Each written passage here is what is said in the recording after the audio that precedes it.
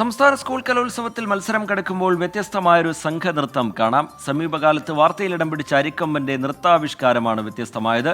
ഷഹദ് റഹ്മാൻ തയ്യാറാക്കിയ റിപ്പോർട്ടിലേക്ക്. അങ്ങനെ കലോത്സവം പൊടിപൊടിക്കുകയാണ്.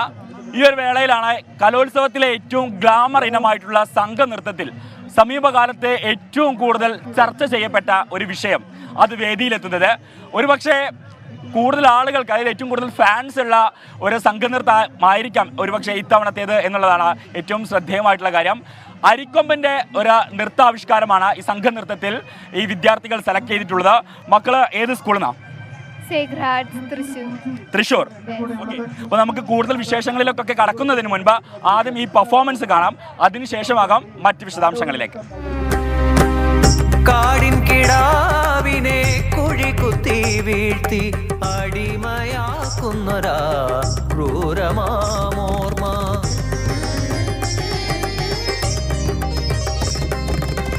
കണ്ണീരുമായി ചുരന്നൊരകിടുമായ അമ്മ എന്നെ തിരിഞ്ഞു നോക്കിപ്പോകുമോർമ്മ.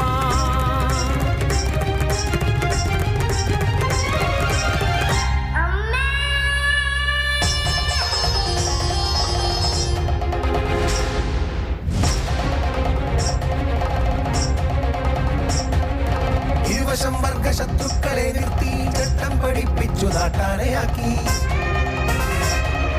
പകലന്തിയോളവും വേല ചെയ്യിക്കുന്നു, ആഴ്ചകളും മക്കളാലെടുപ്പിക്കുന്നു.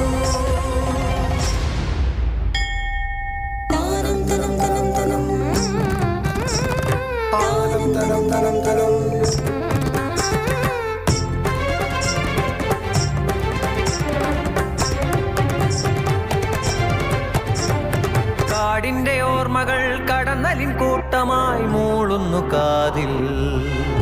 ഞാൻ കാട്ടിലോ നാട്ടിലോ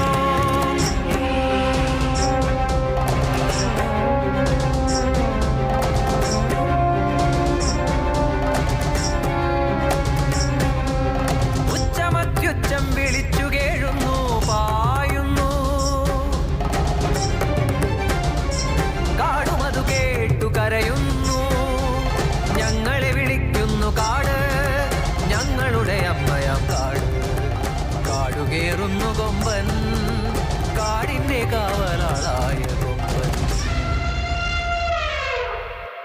അടിപൊളി പെർഫോമൻസ് ആയിരുന്നു. സത്യം പറഞ്ഞാൽ അതിനെ കണ്ടിരിക്കാൻ തോന്നി, ഉള്ളത് പറയാലോ. ഇതിന്റെ ടീച്ചർ ആരാ? നിങ്ങളിപ്പം എത്രാം ക്ലാസ്സിലാണ് പഠിക്കുന്നത്? ഞാൻ 9th. എല്ലാവരും 10th 9th ഉണ്ട്. അപ്പോൾ നിങ്ങളെ സ്കൂളിൽ ഇതിന് മുൻപ് വന്നിട്ടുണ്ടോ? ഇവിടെ സ്റ്റേറ്റിൽ വന്നിട്ടുണ്ടോ? ഉണ്ട്. ഇത്തവണയുണ്ടോ? എന്താ ഇപ്പം സാറില്ല എങ്കിൽ പോലും സാറിന്റെ അഭാവത്തിൽ ചോദിക്കാൻ, എന്താണ് ഇങ്ങനെ ഒരു സബ്ജക്റ്റ് തിരഞ്ഞെടുക്കാനുള്ളൊരു കാരണം? ഇപ്പൊ അരിക്കൊമ്പൻ കൂടുതൽ ദുരന്തങ്ങൾ കിട്ടണ സമയമായതുകൊണ്ട് ആനയുടെ വിഷമങ്ങളൊക്കെ ഞങ്ങൾ കാണിക്കാണ് മനുഷ്യരുടെ അടുത്തേക്ക്. ഓക്കെ, അപ്പോൾ all the very best. Thank you.